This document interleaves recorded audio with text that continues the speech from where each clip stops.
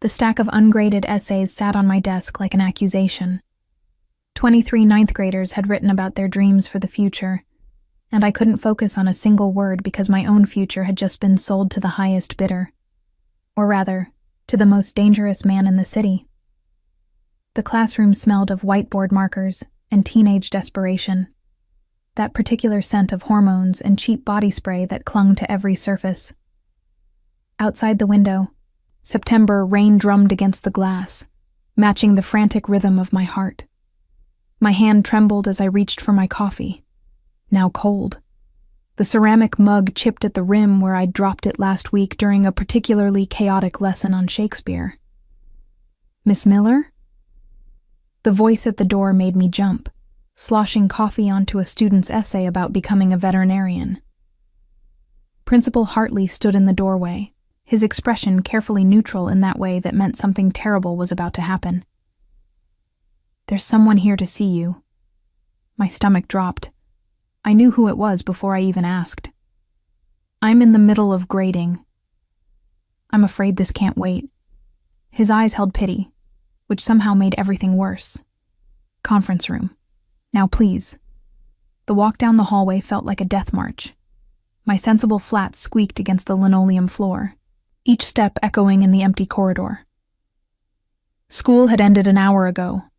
Most teachers already fled to their respective homes, to lives that made sense. I'd stayed late because going home meant facing the reality waiting for me there. The conference room door was closed. Through the small window I could see two figures. One I recognized immediately. My brother Danny, slumped in a chair like a puppet with cut strings. The other man stood with his back to the door, but even his silhouette radiated power. Broad shoulders in what looked like an expensive suit, dark hair perfectly styled, one hand resting casually in his pocket, as though he owned the entire building. He probably did, actually. Men like him owned everything. I pushed the door open. The man turned, and I got my first real look at Roman Castellano. He was beautiful in the way that dangerous things often are. Late 30s, maybe, with the kind of face that belonged in Renaissance paintings. Strong jaw, straight nose, dark eyes that assessed me with disturbing intensity. His suit was charcoal gray, tailored to emphasize a physique that spoke of discipline and violence in equal measure.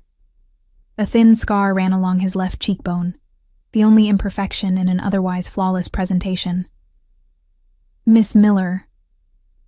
His voice was deep, accented with Italian inflections that made my name sound exotic instead of ordinary.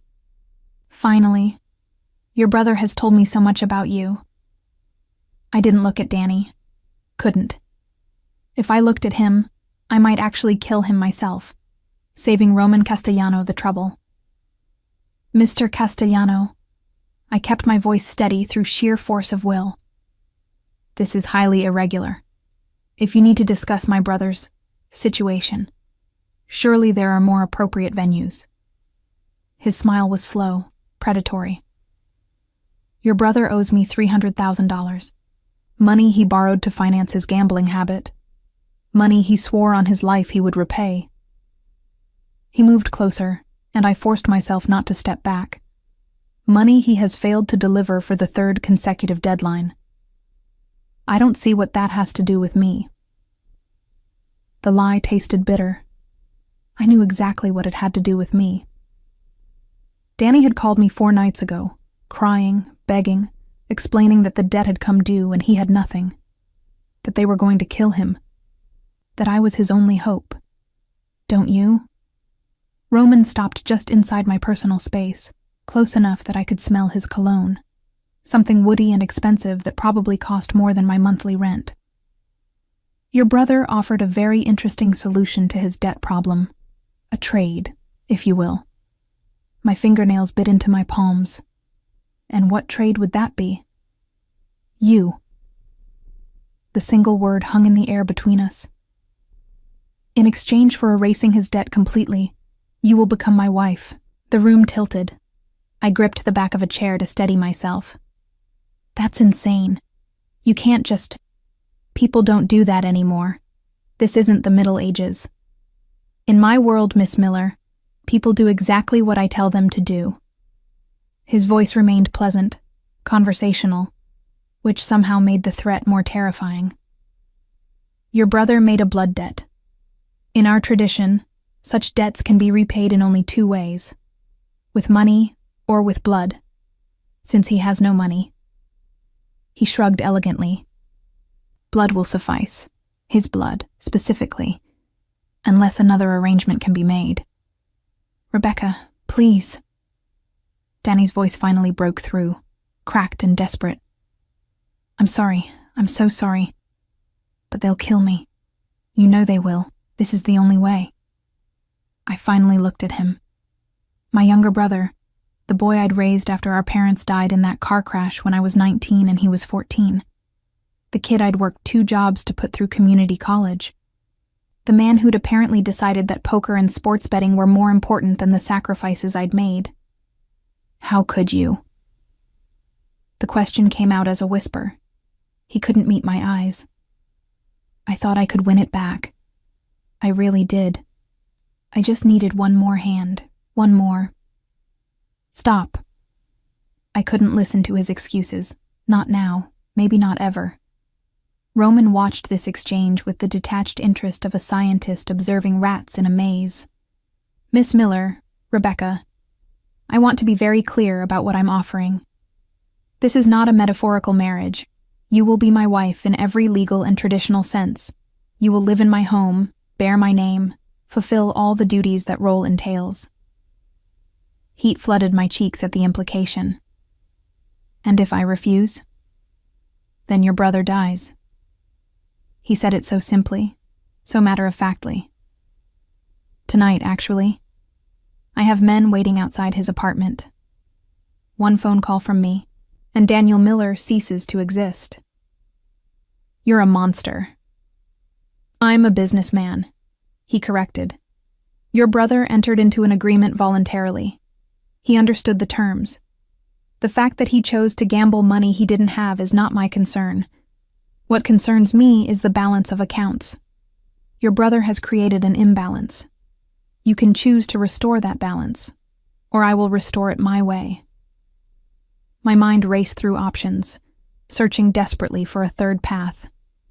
I could go to the police, except Roman Castellano owned half the police force, according to the whispered rumors that circulated through the city. I could run, except they'd just kill Danny anyway, and probably track me down eventually. I could fight, except I was a 28-year-old high school teacher who'd never thrown a punch in her life, facing down a man who controlled an empire built on violence. There was no third path. There had never been a third path. "How do I know you'll keep your word?" I asked quietly. "How do I know that once we're married, you won't just kill him anyway?"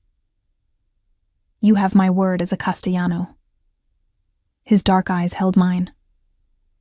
"When a man of my family gives his word, it is iron. I will erase your brother's debt completely. He will walk free, untouched, able to continue his pathetic existence. All I ask in return is you." "Why?" The question burst out before I could stop it. "Why would you want to marry me? You could have anyone.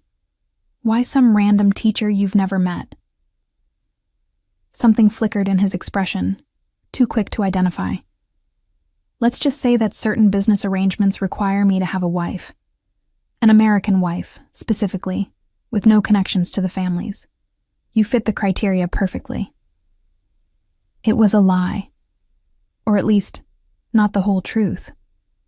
But I was in no position to demand honesty from a man who made his living through deception and violence.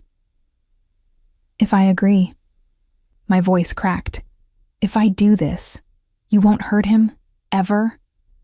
Not unless he creates another debt with another family." Roman's smile was thin. "In which case, he'll be their problem, not mine. But his slate with the Castellanos will be clean." I looked at Danny one more time. He was crying now, silent tears streaming down his face, shoulders shaking. The little brother I'd tucked into bed, helped with homework, taught to ride a bike, the man who'd just sold me to the mob to save his own skin. "When?" The word tasted like ash. The ceremony is tomorrow evening. I've already arranged everything. Roman pulled a business card from his pocket and handed it to me. A car will pick you up from your apartment at 4 p.m. Bring nothing. Everything you need will be provided. Tomorrow? I stared at the card. Elegant black lettering on cream cardstock. That's impossible. I can't just... I have students. Responsibilities. Principal Hartley has already been informed that you'll be taking an indefinite leave of absence. Fully paid, of course. I've made a generous donation to the school. He moved toward the door, then paused. One more thing, Rebecca. Don't even think about running. I'll be watching you every moment until that car arrives. And if you attempt to flee, your brother dies slowly. Are we clear? I nodded, unable to form words. Excellent. He opened the door. I'll see you tomorrow, mia futura moglie, my future wife. Then he was gone, leaving me alone with my sobbing brother and the ruins of my life. The next 36 hours passed in a fugue state. I went through the motions, packed a small bag even though he'd said not to, called my landlord to explain I'd be gone indefinitely, left lesson plans for my substitute. My hands moved automatically while my mind screamed in circles, searching for escape routes that didn't exist. True to his word, Roman had me watched. I spotted the black SUV outside my apartment building, saw the same dark-suited man at the coffee shop across from school. They weren't even trying to hide. The message was clear. You belong to us now. At exactly 4 p.m., a car pulled up outside my building. Not the SUV, a sleek black Mercedes with tinted windows. The driver who emerged was older, perhaps 60, with silver hair and kind eyes that seemed incongruous with his obvious profession. Miss Miller. He opened the rear door with old-world courtesy. I'm Marco, Mr. Castellano's driver. He asked me to collect you. I climbed in, my small bag clutched in my lap like a shield. The interior smelled of leather and possibility, and the end of everything I'd known. We drove for 40 minutes, leaving the city proper and heading into the countryside where estates sprawled behind iron gates and manicured hedges. Finally, we turned onto a long driveway, lined with cypress trees, Italian style, leading to a house that could only be called a mansion. It was beautiful and terrifying in equal measure. 3 stories of honey-colored stone, with arched windows and balconies dripping with flowering vines. The kind of house I'd seen in movies but never imagined entering, let alone living in. Marco opened my door. The family is waiting inside, miss. Don't worry, they don't bite. Well, Nonna Rosa might nibble a bit, but that's just her way. Before I could ask what that meant, the massive front doors opened. A woman emerged, late 50s, beautiful in a severe way, dark hair pulled back in an elegant chignon. She wore a dove-gray dress that probably cost more than my car. You must be Rebecca. Her accent was thicker than Roman's, full Italian rather than American-born. I am Regina Castellano, Roman's mother. Welcome to the family. Family. The word felt like a noose tightening. Regina Castellano swept me into the house before I could form a coherent response.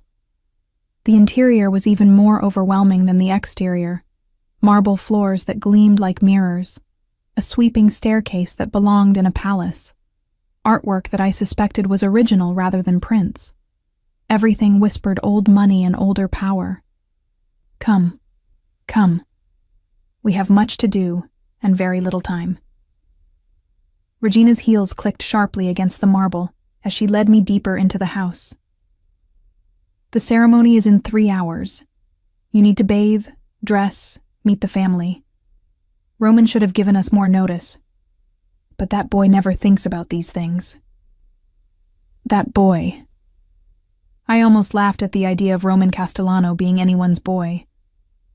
We climbed the staircase to the 2nd floor, down a hallway lined with family photographs. I caught glimpses of Roman at various ages, A serious child in a suit too large for him. A teenager with the same intense eyes. A young man standing beside an older version of himself, who must have been his father. In none of the photos was he smiling. Regina pushed open a door to reveal a bedroom that was larger than my entire apartment. A 4-poster bed dominated the space, draped in ivory silk. French doors opened onto a balcony overlooking gardens that stretched toward a distant tree line. It was beautiful and impersonal, like a luxury hotel room. "This is your room," Regina announced. "Roman's room is next door, connected through there." She gestured to an adjoining door that I hadn't noticed. "For now, you'll sleep separately. Once you're settled, once you're truly married, that will change." Heat flooded my face. "Mrs. Castellano, I need you to understand. This isn't a real marriage. Your son is forcing me into this to save my brother's life. There won't be any. We won't be." She cut me off with a look that could have frozen the sun. "You think I don't know why Roman chose you? You think I don't understand the arrangement?"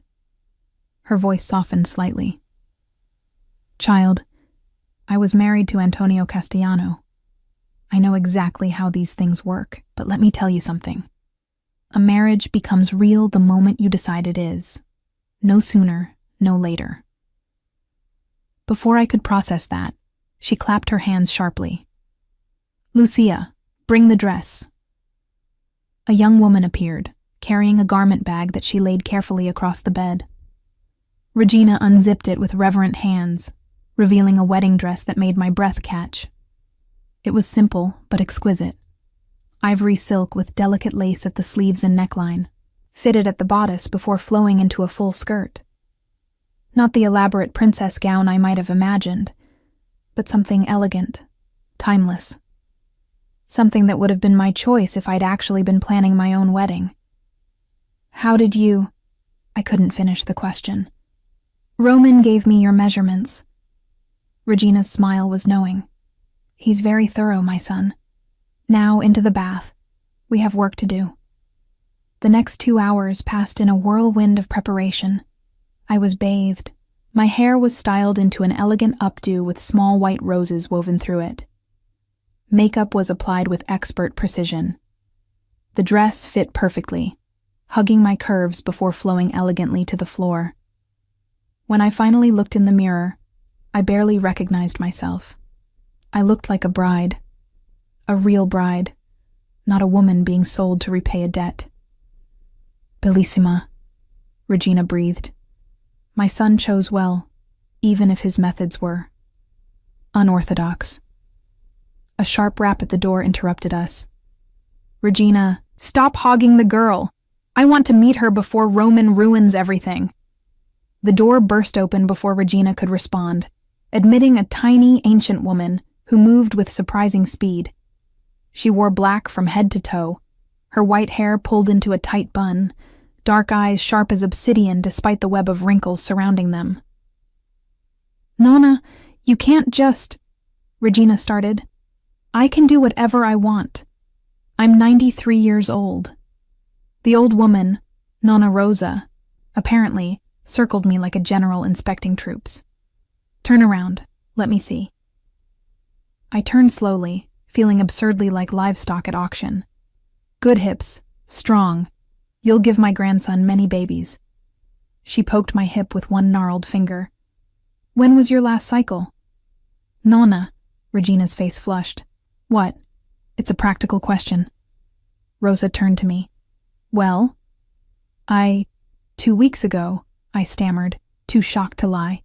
"Perfect. You're fertile now. Make sure he does his duty tonight. The Castellano line needs heirs." She patted my cheek with surprising gentleness. "Welcome to the family, child. Try not to die." "Mother, you can't say things like that." Another woman rushed into the room, younger than Regina, maybe 40, with Roman's dark coloring and sharp features. "You're terrifying the poor girl. She should be terrified. She's marrying Roman." Rosa cackled. "But if she survives the first year, she'll be fine. I'm Rosalie, Roman's sister." The newcomer ignored her grandmother and took my hands. Her grip was warm, her smile genuine. "I'm so sorry about all this. My brother has all the romance of a tax audit. But truly, welcome. We need more estrogen in this testosterone factory."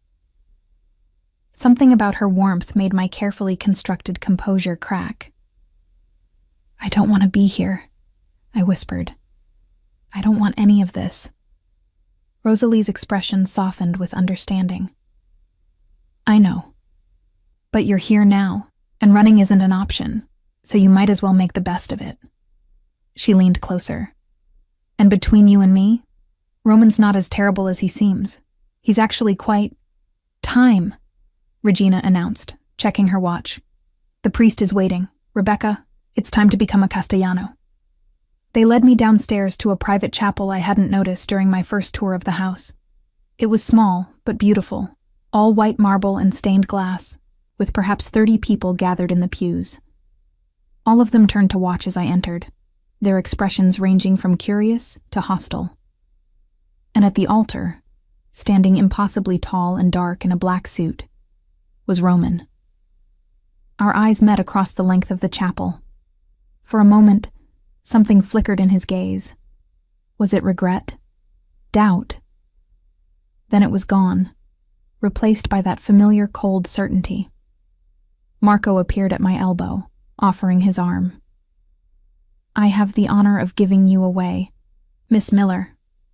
Mr. Castellano thought it appropriate. "Because I had no one else. My parents were dead. My brother had sold me. And I had no close friends who could witness this travesty. I was utterly alone, being given away by a man I'd met 3 hours ago to marry another man I'd met yesterday. The walk down the aisle felt eternal and far too short. With each step, I felt the weight of eyes assessing me, judging me. These people knew what I was. Not a beloved bride, but a debt payment, a business transaction dressed up in silk and lace. Roman watched me approach with an intensity that made my skin prickle.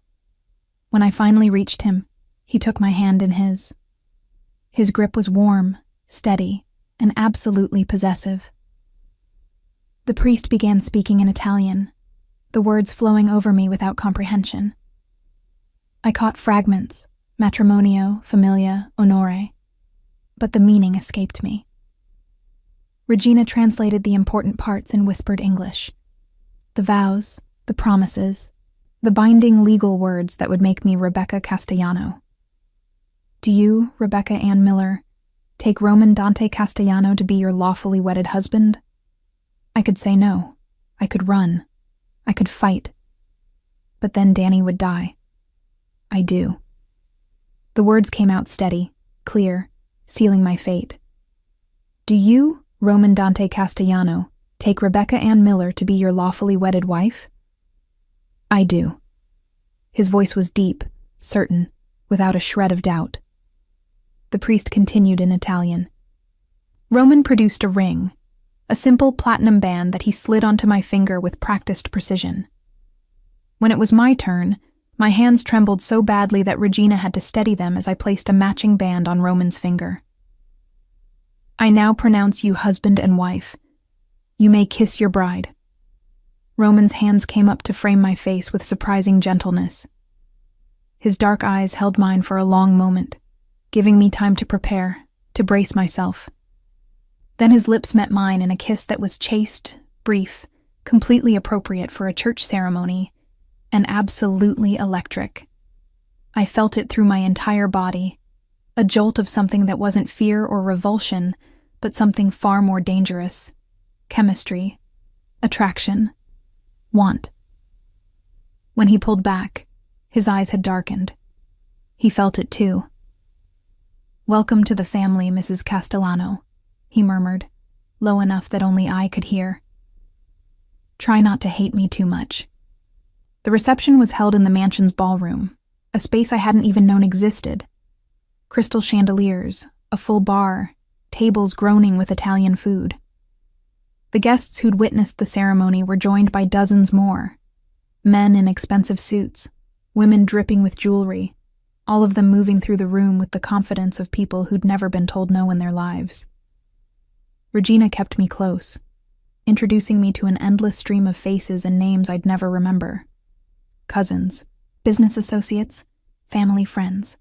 All of them offered congratulations that felt hollow, their eyes assessing me like they'd assessed the dress and the venue and the quality of the wine. "That's Dante Moretti," Rosalie whispered, nodding toward a silver-haired man who dominated one corner of the room.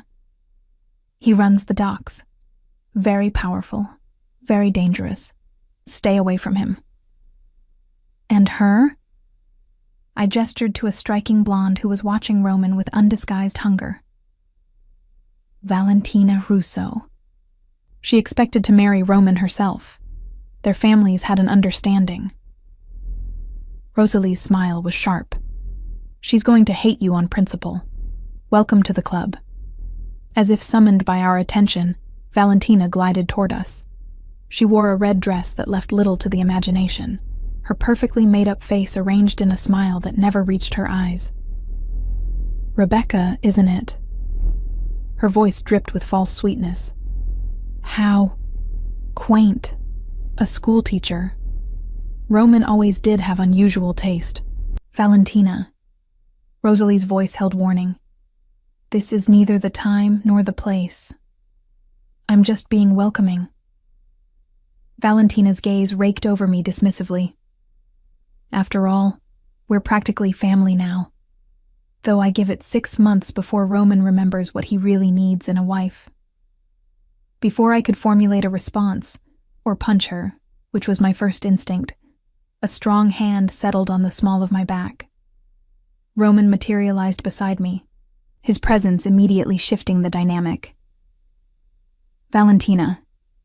His voice was cold enough to cause frostbite. "I believe your father is looking for you." She paled slightly. "Roman, I didn't mean—" "Yes, you did." He cut her off. "And now you're going to leave my wife alone before I discuss your rudeness with your father. I'm sure he'd be interested to hear how you're creating problems between our families." Valentina fled without another word. I watched her go, then looked up at Roman. "You didn't have to do that." "Yes, I did." His hand remained on my back, warm through the silk of my dress. "You're mine now, Rebecca. Mine to protect. Anyone who disrespects you disrespects me. That won't be tolerated. Mine." The word sent a confusing mixture of anger and something else through me.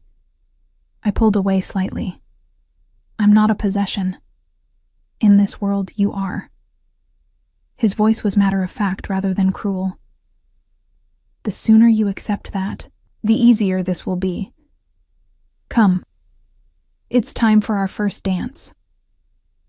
He led me onto the dance floor before I could protest.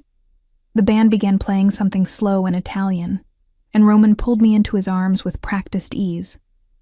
His hand splayed across my lower back, holding me closer than was strictly proper, while his other hand engulfed mine. "You're trembling," he observed as we began to move. "I'm terrified," I admitted. "Of you. Of this. Of everything." "Good." His thumb traced circles on my lower back through the dress. "Fear keeps you alert. But Rebecca, understand this. I won't hurt you. Whatever you think of me, whatever you believe about my methods, I keep my word. You're my wife now. That means something to me, even if it doesn't to you yet." I looked up at him, trying to read the truth in those dark eyes. Why did you really choose me?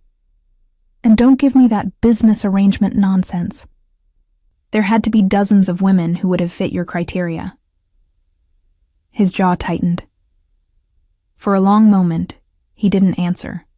Then, "Because when I saw your photograph, when I read the file my men compiled about you, the teacher who works 2 jobs to support her worthless brother, who volunteers at the community center on weekends, who has never even gotten a parking ticket, I knew you'd never survive in this world without protection. And for some reason I can't explain, I wanted to be the one to protect you. The honesty in his voice shocked me into silence. "Don't mistake this for sentiment," he continued. "I'm still the monster you think I am. I've done things that would make you sick. I'll continue to do them because that's what my world requires. But with you, Rebecca, I can be something else. Someone else. Does that make sense?" "No," I whispered. "None of this makes sense." He smiled, a real smile that transformed his face. "Good. Then we're starting from the same place." The song ended. Roman released me slowly, his hands lingering for just a moment longer than necessary. Then Nonna Rosa was there, inserting herself between us with surprising agility. "My turn to dance with the groom," she cackled. "You've monopolized him enough, child. Go, eat something. You're too thin. How will you carry babies if you're nothing but bones?" I escaped gratefully, making my way toward the buffet table. But before I could reach it, my phone buzzed in the small clutch bag Regina had provided. I pulled it out, expecting nothing. Who would be texting me during my own wedding reception? The message was from an unknown number. "Welcome to the family, Mrs. Castellano. Such a shame that Roman's wives have a tendency to die young. Sleep well." My blood turned to ice. I stared at the message, my hands shaking so badly I nearly dropped the phone. Someone had my number. Someone was threatening me. On my wedding day. "Rebecca?" Rosalie appeared at my elbow, her smile fading when she saw my expression. "What's wrong? You look like you've seen a ghost." I showed her the message. Her face went pale, then hardened into something that reminded me uncomfortably of her brother. "Stay here. Don't move. Don't talk to anyone." She grabbed my arm with surprising strength. "I need to get Roman. Now." She disappeared into the crowd before I could protest. I stood frozen by the buffet table, very aware of the dozens of people surrounding me. Any one of them could be the sender. Any one of them could want me dead. Roman materialized beside me within seconds, Rosalie behind him. He took my phone without asking, read the message, and his entire demeanor changed. The charming groom vanished, replaced by something cold and lethal. "Marco!"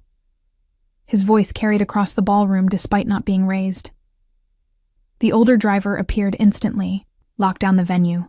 "No one leaves until I give permission. Tell Dante to start checking everyone's phones. I want to know who sent this." "Roman, you can't," I started. "I can, and I will." He pocketed my phone and gripped my elbow, steering me toward a side door. "Rosalie, tell Mama we're retiring early. Wedding night and all that." "But the reception," I protested as he propelled me through the door and up a back staircase, "is over." He didn't slow down until we reached the second floor, pushing me into what I quickly realized was his bedroom, much larger than mine, decorated in shades of charcoal and cream, dominated by a massive bed that I tried very hard not to look at. He released me and began pacing, pulling out his own phone. "Nico, it's me. I need you here, now. Someone's threatening my wife." A pause. "Yes, my wife. We just got married. I'll explain later. Just get here." He ended the call and turned to me. His dark eyes scanned me from head to toe, not with desire, but with the clinical assessment of someone checking for damage. "Are you hurt?" "No, I'm just..." My voice cracked. "Someone wants to kill me. On my wedding day. This is insane. Welcome to my world." His tone was grim.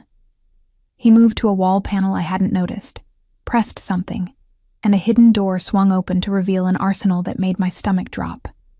Guns of various sizes, knives, what looked like body armor.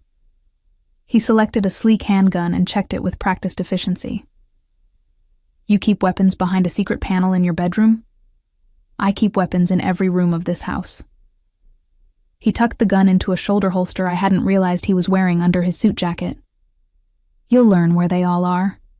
First rule of being a Castellano wife, always know where the nearest weapon is." I don't want to learn how to. You don't have a choice anymore. He crossed to me, gripping my shoulders. Rebecca, listen to me. Someone in that ballroom just threatened to kill you. That means someone in my organization has turned traitor, or one of the families is making a move. Either way, you're in danger. Real danger. Not the hypothetical danger of marrying a mobster, but immediate, lethal danger. The reality of it crashed over me like a wave. This wasn't just an arranged marriage to a dangerous man. I'd been painted with a target the moment I became his wife. I want to go home, I whispered. I want my apartment, and my students, and my normal life where people don't threaten to murder me at weddings. Something in his expression softened fractionally. I know, but that life is gone now.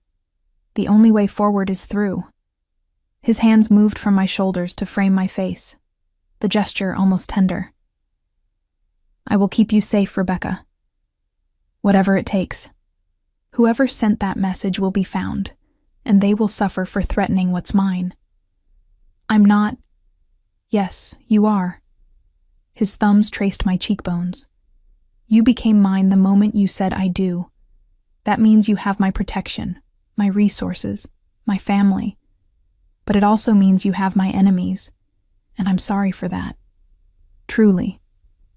Before I could respond, a sharp knock interrupted us. Roman released me immediately, his hand going to the gun. Who? It's Mama, Regina's voice came through the door. Let me in. He opened it, and his mother swept in, followed by Nonna Rosa and Rosalie. All three women looked grimmer than I'd seen them. We questioned everyone, Regina said without preamble. No one admits to sending the message, but Dante Moretti's daughter, Isabella, is missing. She left the reception 15 minutes ago, claiming she felt ill. Isabella. Roman's voice went flat. She was always loyal to Valentina. They're cousins. You think Valentina is behind this? I asked. Because I married you instead of her? Valentina is spiteful and vindictive, but she's not stupid enough to directly threaten a Castellano wife. Rosalie shook her head. There's something else going on here. Nonna Rosa had been studying me with those sharp, dark eyes. Now she moved forward, taking my hands in her gnarled ones. Tell me, child, has your brother contacted you since the wedding? The question caught me off guard. Danny? No. Why would... Then it hit me like a fist to the stomach. You think he's involved? Your brother is a gambling addict, Rosa said bluntly. Such men are easily manipulated. A word in the right ear, a promise of debt forgiveness from someone else, and suddenly he's telling secrets he shouldn't know. But he doesn't know anything, I protested. He barely knows where I am. He knows you married Roman Castellano. Regina's voice was gentle but firm. That alone is valuable information to the right people. When did you last speak with him? I tried to remember. Yesterday morning. He called to apologize again. He was crying, saying he'd ruined my life. I swallowed hard. I hung up on him. We need to find him. Roman was already texting. If someone got to him, if they're using him. My phone, still in Roman's pocket, buzzed. He pulled it out, and his face went absolutely expressionless. That's when I knew it was bad. He showed me the screen. Another message from the unknown number, but this time there was a photo attached. It was Danny, tied to a chair in what looked like an abandoned warehouse, blood trickling from his nose, his eyes wide with terror. And the message, come alone to the address below, or your brother dies. You have 2 hours. No. Roman's voice was absolute. You're not going anywhere. He's my brother. I grabbed for the phone, but Roman held it out of reach. They'll kill him. If you go, they'll kill you both. He pocketed the phone again. This is a trap, Rebecca. Obviously. They grab your brother, threaten him, lure you out, and eliminate both loose ends. It's standard operating procedure. I don't care. I can't just let him die. He's already dead. The cold certainty in Rose's voice made us all turn. She was staring at the photo on a tablet that Rosalie had pulled up. Look at the angle of the photo. Look at the shadows. This was taken hours ago, probably before the wedding even started. They've been planning this. Regina leaned over to look. Her face paled. She's right. That's the old Moretti warehouse on the docks, the one that was condemned last year. She met Roman's eyes. Dante Moretti. Roman's voice was barely above a whisper, but it carried the weight of death. He's making a move, using my wife as the excuse. I don't understand. I looked between them desperately. Who is Dante Moretti? What does he want? Power. Roman moved to his hidden arsenal again, this time selecting multiple weapons. Dante has always believed he should lead the families instead of me. He's older, more traditional. But my father chose me as his successor, and the other families backed that choice. Dante's been waiting for an opportunity to challenge me, and I just handed him one by marrying an outsider. An outsider whose brother is now his hostage, Rosalie said quietly. He kills Danny, makes it look like you abandoned him, paints you as weak and sentimental. The other families start questioning your leadership. Things spiral. That's not going to happen. Roman's voice was steel. Because I'm not leaving my brother-in-law to die, and I'm not letting anyone question my authority. We're going to get him back. I stared at him. You're going to save Danny? After he sold me to you to pay his debt? He's family now. Roman checked another gun. Whether I like it or not. When you married me, your blood became my blood. That includes your idiot brother. Besides, his smile was sharp and cold. I need him alive to prove a point to Dante. 30 minutes later, I found myself in body armor that Regina had produced from somewhere, sitting in an SUV with Roman, Marco, and 4 other men whose names I hadn't caught. All of them were armed to the teeth. All of them looked like they'd done this before. Stay in the car, Roman instructed for the 3rd time. No matter what happens, no matter what you see, you stay in this vehicle with Marco. Understood? If something happens to you, nothing will happen to me. His confidence was absolute. I've been handling situations like this since I was 16. Dante is making a statement, but he won't actually fight. He can't afford to. He just wants me to back down, to show weakness. When I don't, when I walk out of there with your brother, he'll retreat and wait for another opportunity. And if you're wrong? He leaned close, his lips nearly brushing my ear. Then you'll be a very wealthy widow, but try not to remarry too quickly. It would hurt my feelings. Then he was gone, moving with his men toward the dark shape of the warehouse. I watched them disappear into the shadows, my heart pounding so hard I thought it might burst from my chest. Marco kept the engine running, his eyes constantly scanning the surroundings. Mr. Castellano knows what he's doing, Mrs. Castellano. He's never lost a confrontation. There's always a first time. Not tonight. We waited in tense silence. 5 minutes. 10. 15. I kept expecting to hear gunshots, screams, something. But there was only the distant sound of water lapping against the docks and the occasional car passing on the street behind us. Then figures emerged from the warehouse. Roman, supporting a limping but alive Danny.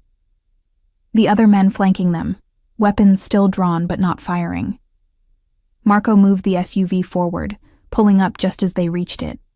The door flew open and Danny was pushed inside, landing half on top of me. He reeked of fear and blood and urine. "Drive," Roman commanded, sliding in beside us. "Now." Marco didn't need to be told twice. We were moving before all the doors were even closed. I grabbed Danny's face, checking his injuries. The blood from his nose had dried, and there were bruises forming along his jaw, but he seemed mostly intact. "Are you okay? Did they—" "I'm sorry." He was crying again, his whole body shaking. "I'm so sorry, Becca. They grabbed me right after the wedding, said they'd let me go if I told them about you. I didn't mean to." "Shut up, Daniel." Roman's voice cut through his babbling. "Your sister just risked her life for you. The least you can do is stop sniveling." Danny flinched, curling into himself. I glared at Roman. He's terrified. He should be. Roman's expression was carved from ice. "He nearly got you killed tonight. If Dante had been willing to actually fight instead of just posture, we'd all be dead right now. Your brother is a liability, Rebecca. A massive, stupid liability. He's my brother. He's your weakness." Roman leaned forward. "And in my world, weaknesses get exploited. Tonight proved that. Daniel Miller cannot be trusted. He cannot be left unsupervised. And he certainly cannot remain in the city where he can be grabbed and used against you again." "What are you saying?" "I'm saying he's going into rehab, effective immediately." Roman's tone brooked no argument. "There's a facility in Montana that specializes in gambling addiction. Very private, very secure. He'll spend the next 6 months there getting clean while I make it very clear to every family in the city that touching him again means war." "Well, you can't just—" "I can, and I am." He looked at Danny, who was still trembling against my shoulder. "You have 2 choices, Daniel. Montana, or I cut you loose entirely and let Dante Moretti finish what he started. Your decision." "Montana," Danny whispered. "Please, I'll go to Montana." I wanted to argue, to fight, to tell Roman he couldn't just ship my brother across the country. But the truth was, Danny had almost gotten us all killed. He'd been used as a weapon against me, and he'd let it happen. Maybe Montana wasn't such a bad idea. We drove the rest of the way in silence. When we finally reached the mansion, Danny was immediately taken to a guest room under guard. Roman assured me he'd be transported to Montana in the morning, safely, with full medical attention. Then we were alone, back in his bedroom where the night had started, though it felt like years had passed since then. "You saved him," I said quietly. "You could have left him there, used it as an excuse to cut him loose. But you saved him. I told you." Roman removed his jacket, revealing the shoulder holster and gun. "He's family now. I protect my family." "Even when it's stupid? Even when it puts you at risk?" "Especially then." He began removing weapons from various concealed locations on his body.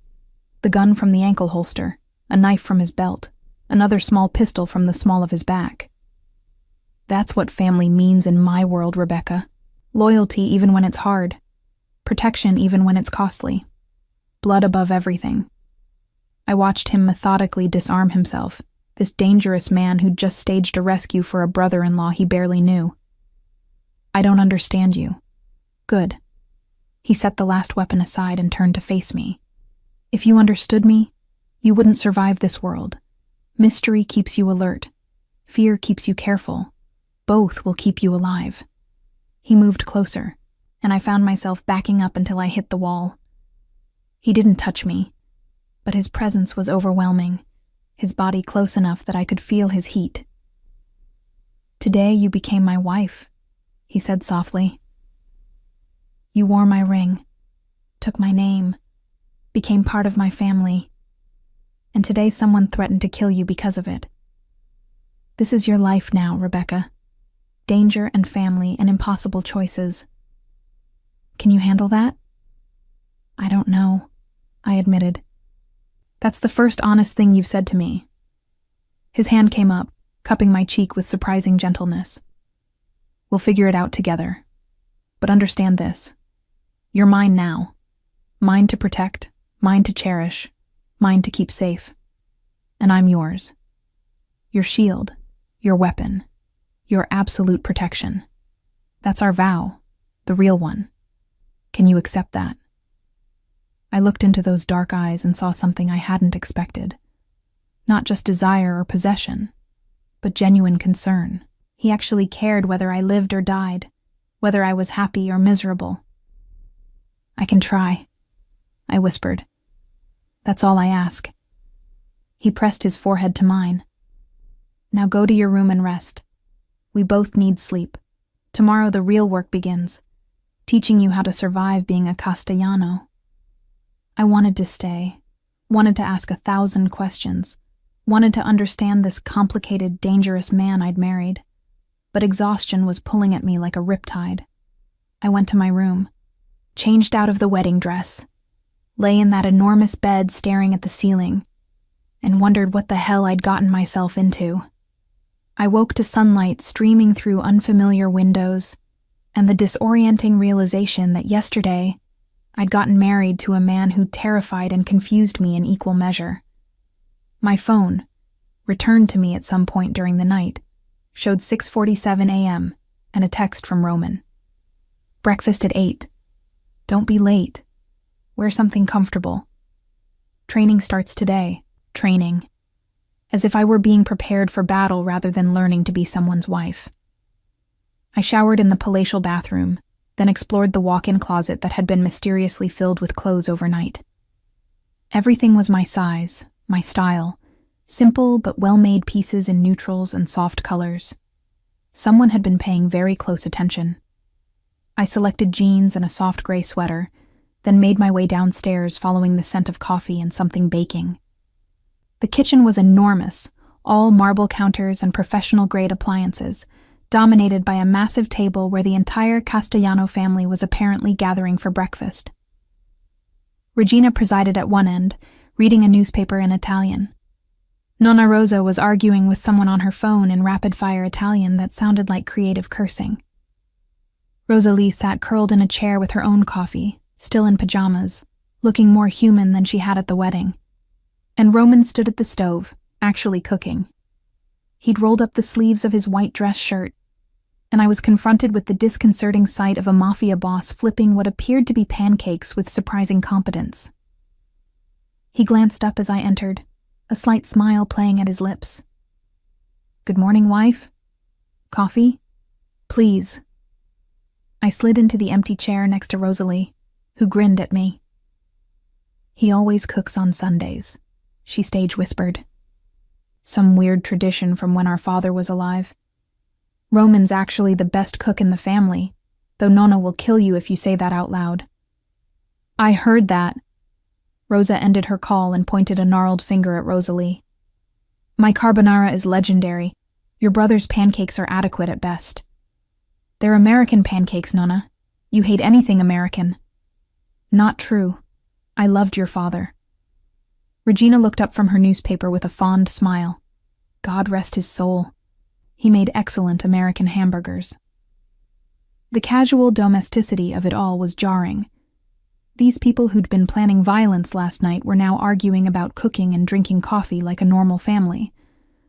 Roman set a plate in front of me, perfect golden pancakes with fresh berries and real maple syrup. "Eat." He settled into the chair across from me with his own plate. "You barely touched anything at the reception yesterday, and you'll need your energy." "For what exactly?" "Your education." He cut into his pancakes with precision. "Today, you learn about the family business, the other families, who you can trust, and who will try to kill you. Tomorrow, we start weapons training. By the end of the week, you'll know how to shoot, how to spot a tail, and how to escape from a locked car trunk." I stared at him. "You're joking. Never about survival." His dark eyes were serious. "Last night proved that being my wife makes you a target. I won't lose you because you're unprepared." "Roman, she just got here." Rosalie's voice held gentle reproach. "Maybe ease her into the murder and mayhem?" "There's no easing into this world. She's either prepared or she's dead." He turned back to me. "Your brother left for Montana an hour ago, by the way. He'll be under guard and in treatment. No one will get to him there." Relief and resentment warred in my chest. "You could have let me say goodbye." "He tried to use you as a human shield when we got him out of that warehouse." Roman's voice went flat. "Quite literally pushed you toward Dante's men while trying to run." Did he mention that part during his tearful apology? The pancakes turned to ash in my mouth. He what? Your brother is a coward in addition to being an addict. Regina's tone was matter-of-fact rather than cruel. Roman made the right choice sending him away. He's better off in treatment, and you're safer with him gone. I wanted to defend Danny, to make excuses, but the words wouldn't come. My little brother, who I'd sacrificed everything for, had tried to save himself at my expense. Again. Nonna Rosa reached across the table and patted my hand. Family is complicated, child. We love them, but love doesn't make them less stupid. Eat your pancakes. Moping on an empty stomach helps no one. The rest of breakfast passed with surprising ease. The Castellano family had a rhythm, a comfortable dynamic of affectionate bickering and shared history. Rosalie told embarrassing stories about Roman as a child. Apparently, he'd once locked himself in a safe, trying to prove he could escape like Houdini. Regina shared updates about various relatives I didn't know. Rosa made increasingly inappropriate comments about when she'd be getting great-grandchildren, and Roman watched me throughout it all, his expression unreadable. After breakfast, he led me to what he called the study, a wood-paneled room lined with books and dominated by a massive desk. He opened a leather folder and spread photographs across the surface. These are the 5 families that control the city, he began. Castellano, Moretti, Russo, De Luca, and Vitale. We maintain a balance of power through marriage alliances, business partnerships, and mutual assured destruction. Anyone who breaks the peace answers to everyone else. He pointed to each photo in turn, giving me names, relationships, weaknesses. Dante Moretti, who'd orchestrated Danny's kidnapping. Antonio Russo, whose daughter Valentina hated me. Carlo De Luca, who was apparently dying and whose sons were already fighting over succession. Marco Vitale, the youngest Don, who'd only taken over after his father's assassination 3 years ago. Vitale is the wild card, Roman explained. He's ruthless but unpredictable. He might help us or hinder us depending on which benefits him more. Never trust him. Never turn your back on him. But always be polite. This is insane. I stared at the photos. You're giving me a crash course in organized crime like it's a college lecture. It is a lecture, one that might save your life. He pulled out another folder, this one filled with property deeds and business documents. These are our legitimate holdings: restaurants, construction, import-export. You'll need to understand them because you're about to become very visible in certain circles. What do you mean? He leaned against the desk, crossing his arms. The wives of the Dons have their own social structure. Charity events, fundraisers, ladies' luncheons, all carefully orchestrated opportunities to gather intelligence and shore up alliances. Regina will introduce you, but you need to understand the dynamics before you walk into that viper's nest. I'm a high school teacher, Roman. I don't know how to play political games with mob wives. You're a Castellano now. You'll learn. His voice softened slightly. Rebecca, I know this is overwhelming. I know you didn't choose any of it, but you're here now, and the only way to survive is to adapt. Can you do that? I looked at him.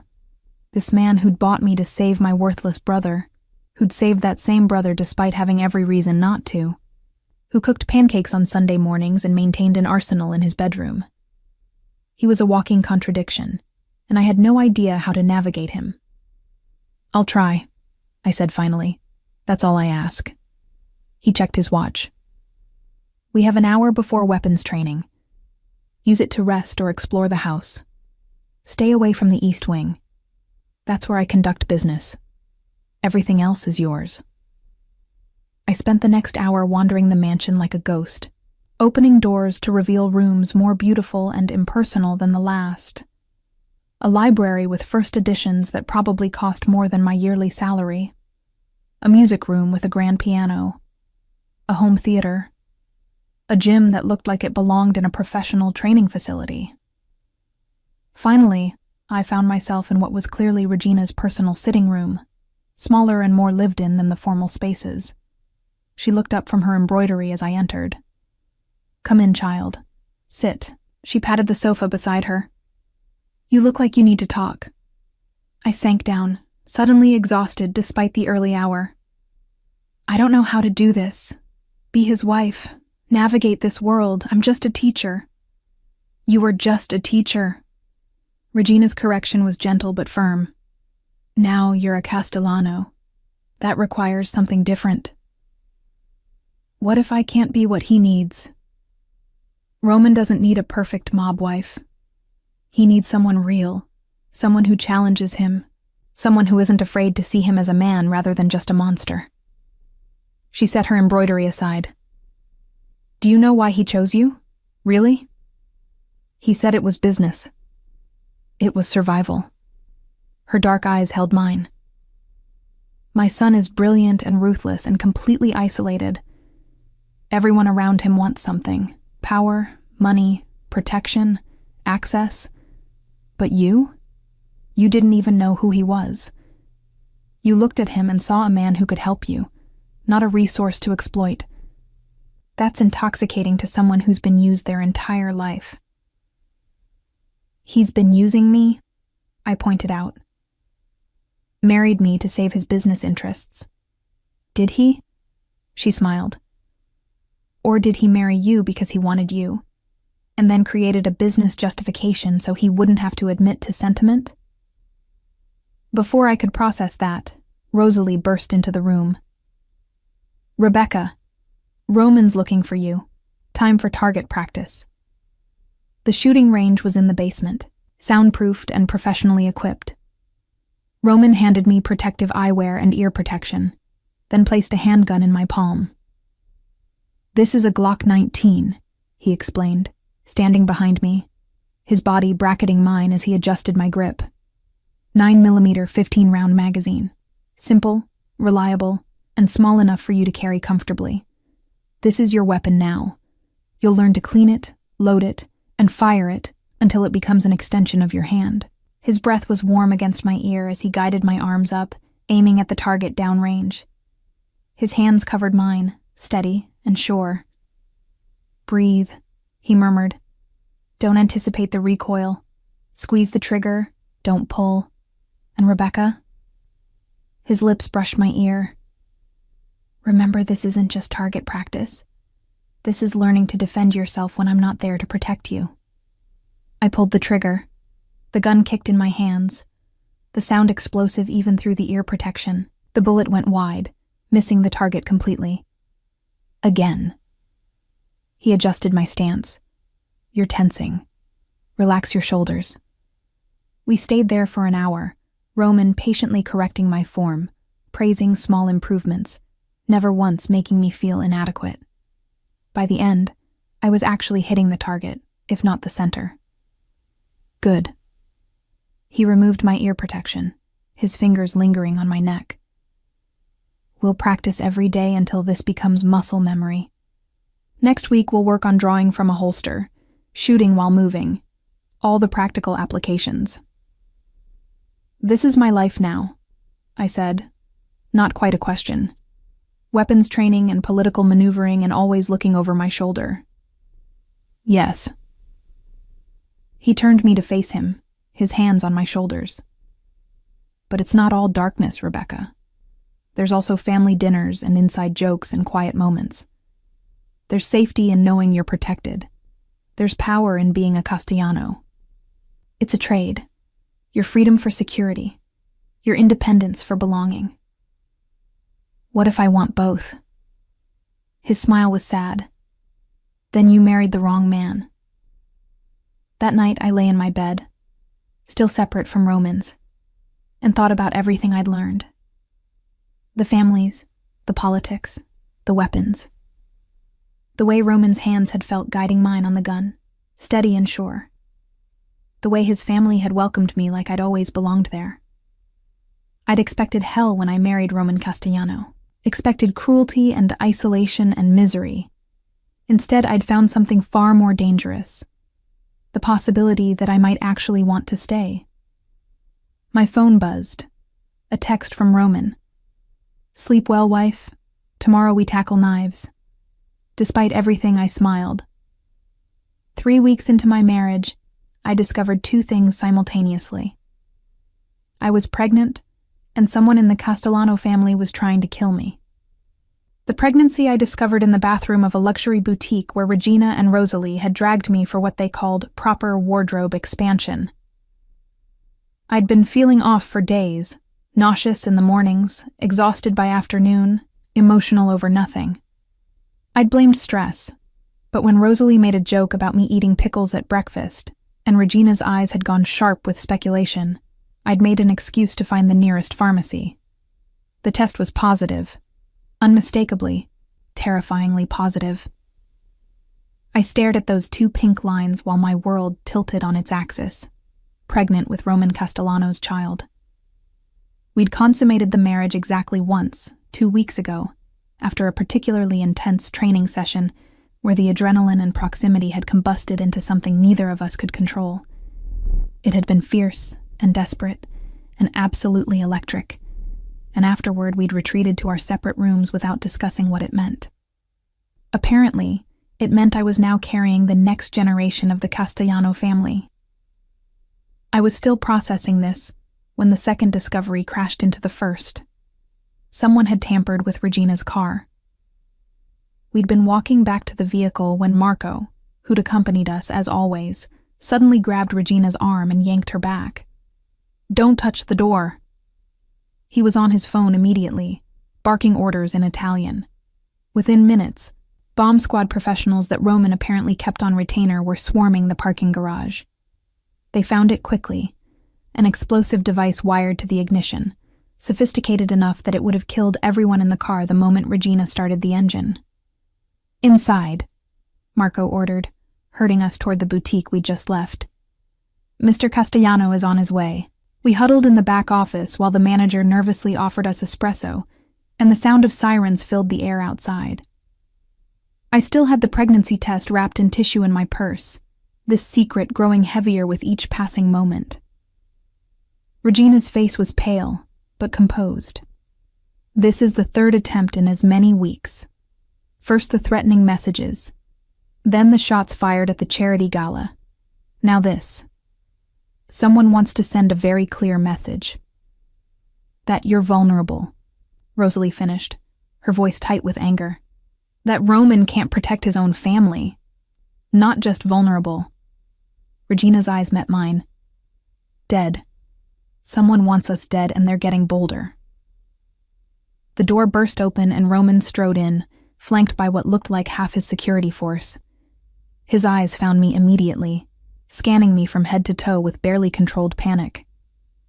"Are you hurt?" He was in front of me before I could answer, his hands framing my face, tilting it toward the light. "Were you near the car? Did you touch anything?" "I'm fine." Marco stopped us before. He pulled me against his chest, his arms wrapping around me with almost crushing force. I could feel his heart hammering, could feel the tremor running through his body that he was fighting to control. "If something had happened to you..." His voice broke. "Cristo, Rebecca, if I'd lost you, I'm okay." I pressed my face into his shirt, breathing in his familiar scent, cologne and coffee and something uniquely him. "We're all okay." He held me for a long moment, then released me to check on his mother and sister with the same frantic thoroughness. Only when he was satisfied that everyone was unharmed did the fear in his eyes transform into something colder. "Marco, report." "Sophisticated device, boss. Military grade. Whoever placed it knows what they're doing." Marco's expression was grim. This isn't some amateur trying to make a statement. This is a professional hit. "On my mother and wife." Roman's voice was deadly quiet. "In broad daylight, in a public parking garage." He turned to the men flanking him. "I want every second of security footage from this building and every building within a 3-block radius. I want to know everyone who entered this garage in the last 24 hours. and I want Dante Moretti brought to me. Now. Roman, we don't know it was Dante, Regina cautioned. Who else has the resources and the motive? He began pacing, that restless energy I'd learned to recognize as his barely contained violence. He tried to use Daniel to get to Rebecca. When that failed, he's escalating, trying to kill multiple family members at once, shake our confidence, make me look weak. Or it's not about weakness at all, Rosalie said quietly. What if it's about succession? We all turned to stare at her. She shrugged, though her eyes were frightened. Think about it. If Mama and Rebecca both die, who benefits? Who moves up in the hierarchy? The implication hung in the air like poison gas. Someone within the family. Someone close enough to know movements, routines, vulnerabilities. Roman's face went absolutely expressionless, which was somehow more terrifying than anger. Everyone in this room is above suspicion. My mother, my sister, my wife, Marco, who's been with us since I was a child. Everyone else. He pulled out his phone. We're going into lockdown. As of now, nobody enters or leaves family properties without my explicit authorization. All business meetings are canceled. All outside contacts are suspended. Roman, you can't just... Regina started. I can and I will. His eyes were black with fury. Someone tried to kill you today, Mama. You, Rosalie, and Rebecca, my entire female family in one strike. This isn't business anymore. This is war. The ride back to the mansion was silent and tense. Roman kept me tucked against his side, his arm around my shoulders, his other hand resting possessively on my thigh. Every few minutes his grip would tighten, as if reassuring himself that I was still there, still breathing, still alive. When we finally reached the safety of the mansion, he led me straight to his bedroom. Not mine, his, and locked the door behind us. You're staying here tonight, he said, leaving no room for argument. With me, where I can protect you. Roman, don't argue. He crossed to the hidden panel, opening his arsenal. Not about this, not today. I almost lost you, Rebecca. Do you understand that? If Marco had been 30 seconds slower, if you'd been closer to that car... He stopped, his back to me, his shoulders rigid. I moved toward him slowly, this dangerous man who was coming apart at the seams because I'd been in danger. My hand found his back, feeling the tension coiled there. I'm okay, I said softly. I'm right here. He turned abruptly, pulling me into his arms again. This time the embrace was different, not panic-driven, but desperate, hungry, claiming. His mouth found mine in a kiss that was more about reassurance than desire, though desire was definitely there too. When we finally broke apart, both breathing hard, he rested his forehead against mine. I can't lose you. Whatever this started as, whatever arrangement we made, I can't... He stopped, seeming to struggle with words. You matter, Rebecca, more than you should, more than is safe. You matter to me too.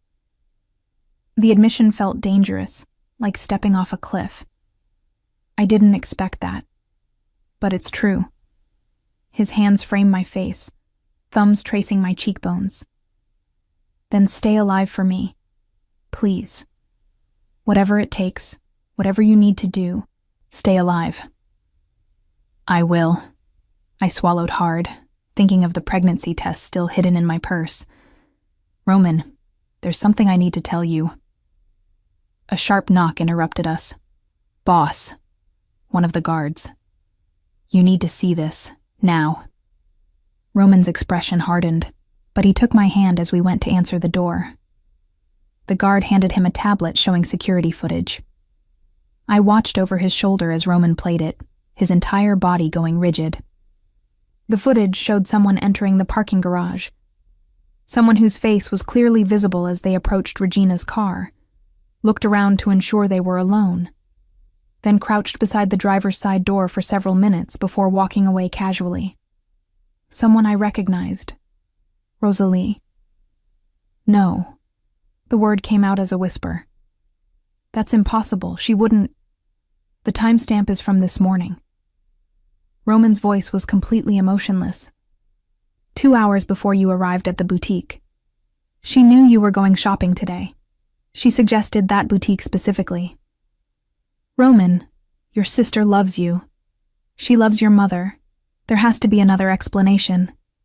There's always an explanation. He handed the tablet back to the guard. Find her. Bring her to me. And someone get my mother. She needs to see this. The next hour was the longest of my life. We waited in Roman's study while his men searched for Rosalie. Regina sat pale and silent, refusing to believe what the evidence showed. Roman stood at the window, staring out at nothing, his hands clenched into fists. When they finally brought Rosalie in, she was crying. Roman, please, let me explain. Explain what? His voice was ice. Explain why you tried to kill our mother? Explain why you tried to murder my wife? Explain why my own sister has been trying to destroy this family from the inside? I didn't have a choice. Rosalie's voice rose to a shriek. Dante has Marco Vitale. My Marco. They've been holding him for months, torturing him. They said they'd kill him unless I... She stopped, realizing what she'd admitted. The pieces clicked into place with horrifying clarity. Marco Vitale, the youngest Don, the wild card. Rosalie had been dating his nephew, also named Marco, for over a year. It had seemed like a promising alliance between families. You sold us out to save your boyfriend, Roman said flatly. You've been feeding information to Dante and Vitale, probably for months. Every move we've made, every plan we've discussed, they've known because of you. He's the man I love. Rosalie's tears were desperate now. What would you have done if someone took Rebecca? Would you just let her die? Roman's jaw clenched. I would burn the city down to save her. But I wouldn't betray my family to do it. I'd find another way. There is no other way. You don't understand.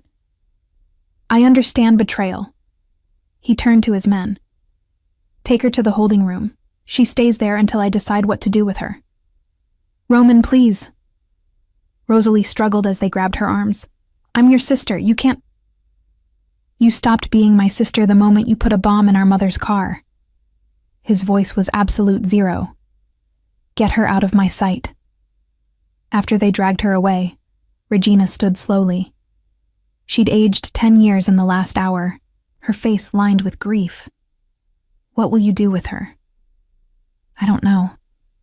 For the first time since I'd met him, Roman looked lost. She's my sister. But she tried to kill you.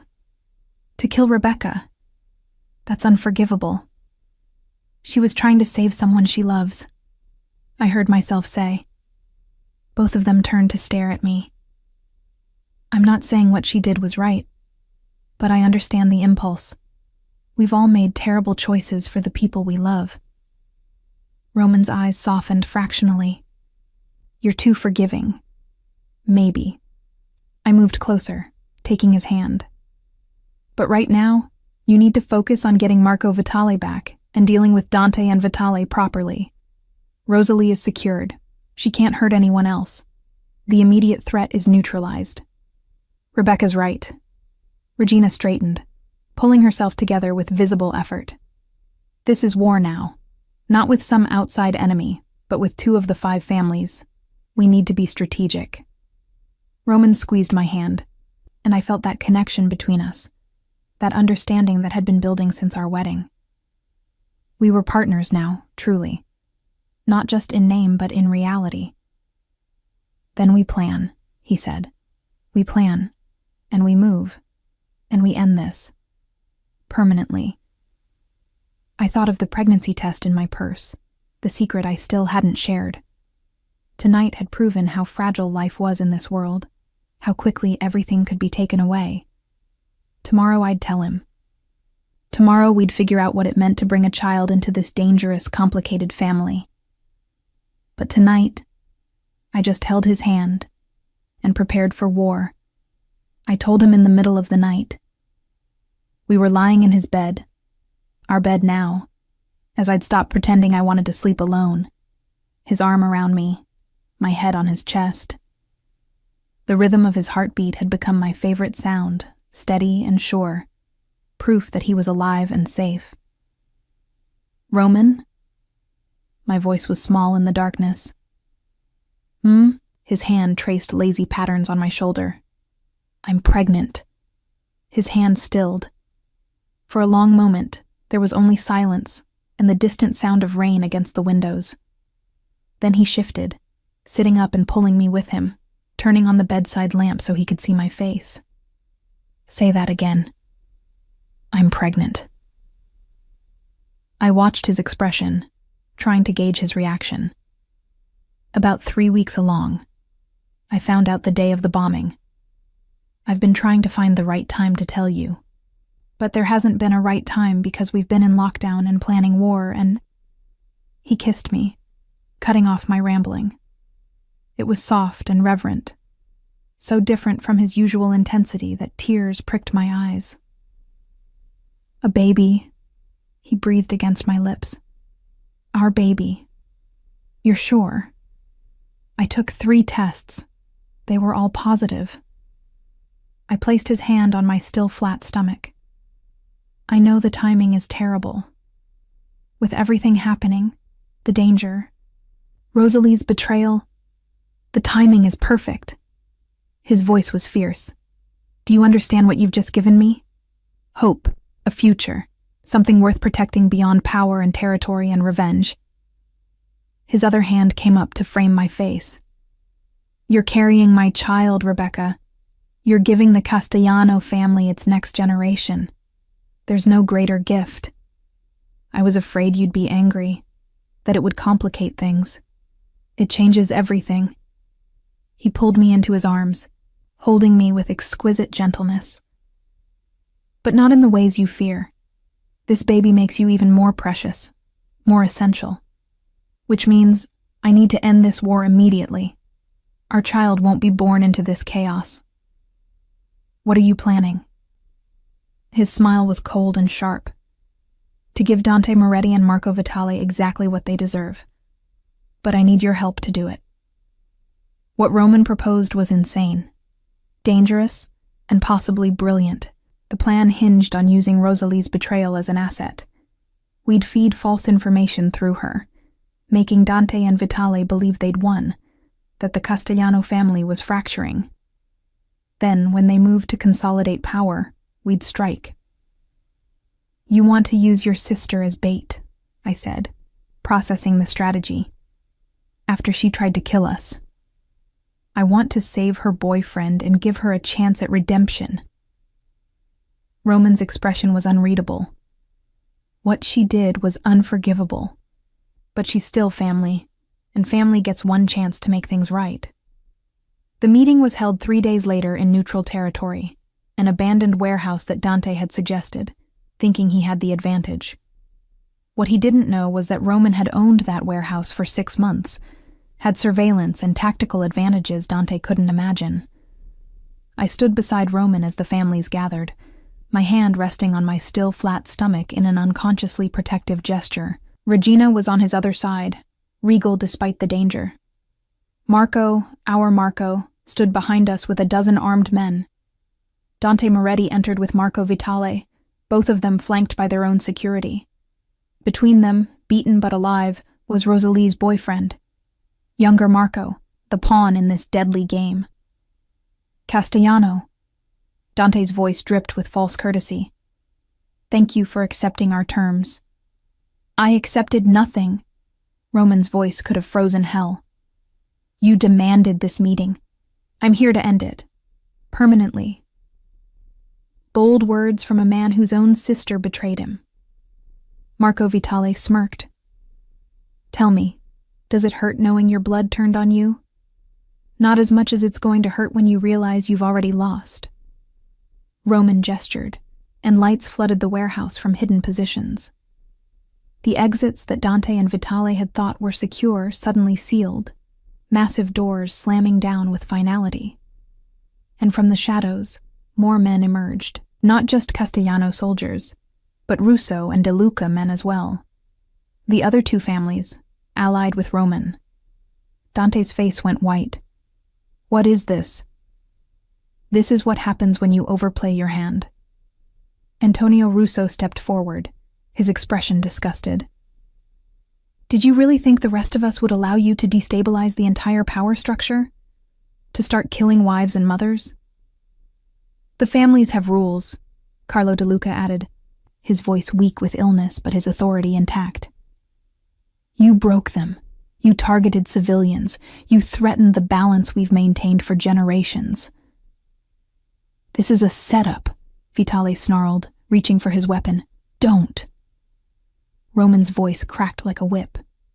You're surrounded, outgunned, outmaneuvered. The only question now is whether you walk out of here alive or in body bags. I stepped forward then, surprising everyone, including Roman. My heart hammered, but my voice was steady. Release Marco Esposito. He's an innocent in your schemes. Then surrender yourselves to the council's judgment. Dante laughed bitterly. The school teacher speaks. Tell me, Mrs. Castellano, do you really think you have any authority here? She has my authority, Roman said quietly. Which means she has all the authority she needs. Rebecca, step back. But I didn't. I'd been learning from Regina and Nonna Rosa over these weeks, understanding the power dynamics of this world. I'm carrying Roman Castellano's child, the next generation of this family.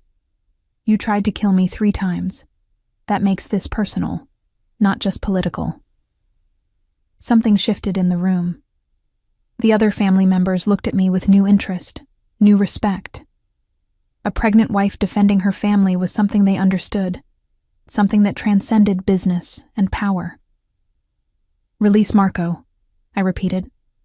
Surrender, or face the consequences of united families. There was a long, tense moment. Then Vitale shoved the younger Marco forward. He stumbled, falling to his knees, and 2 of our men rushed forward to secure him. We'll need guarantees, Dante said, his bravado crumbling. You'll get justice, Roman replied. Nothing more, nothing less. The council will decide your fate, but I promise you this. You'll never threaten my family again. What followed was swift and brutal. Dante and Vitale were taken into custody by representatives from all 5 families. Their operations were divided up, their territories redistributed. The balance of power was restored. And young Marco was reunited with Rosalie under guard, both of them crying and clutching each other like drowning people finding life preservers. Roman took my hand as we watched them. You were incredible in there. Terrifying and beautiful and absolutely perfect. I was terrified, I admitted. Fear and courage aren't opposites. They're partners. He pulled me close. You stood up to 2 dons while pregnant with my child. I've never been more proud or more in love. The words hung in the air between us. He'd said them so casually, like they were simple truth, rather than earth-shattering revelation. You love me? My voice cracked. Desperately. Completely. Probably since you first glared at me in that school conference room and told me I was a monster. His smile was soft. I know I forced you into this marriage. I know you had no choice. But Rebecca, I choose you. Every day. I choose you and our baby and this life we're building. Do you think you could ever choose me too? I looked at this dangerous, complicated man who'd saved my worthless brother, protected his traitorous sister, cooked pancakes on Sunday mornings, and taught me how to shoot, who'd held me through nightmares and kissed me like I was precious, and stood between me and danger without hesitation.